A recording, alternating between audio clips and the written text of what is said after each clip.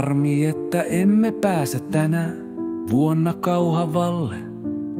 Sashan terveistilan takia, koska lento lähtee 9:30, mutta toinen vaihtoehto olis ilmailupäivät Kymissä tai Räyskälässä, mutta Sassa haluaa nukkua loman aikana pitkään eikä herätä aikaisin. Aamullalle lennon takia tämä harmittaa ja mietityttää mua todella paljon, että miten voisimme toteuttaa lentoja. Haluan lentää tällä ilmailun kaunottarella johonkin, mutta yölennoille on vielä pitkä aika ja haluun niin paljon tutustua erilaisiin lentotapahtumiin.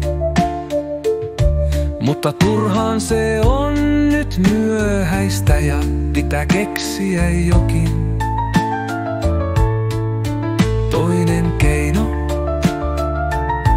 miten tää vois edistyä.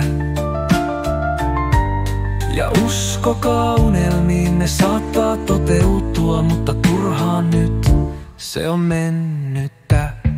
Unelmia pitää aina toteuttaa, mutta turhaan tämä on suoraan sanottuna sydäntä särkevää.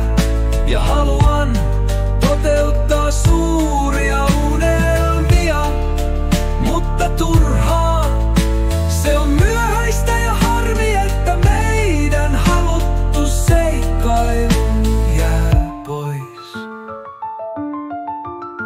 Haluan mennä tutustumaan Kymin ja Räyskälän ilmailupäiviin ja nähdä Kaunottaren upeimman ylilennon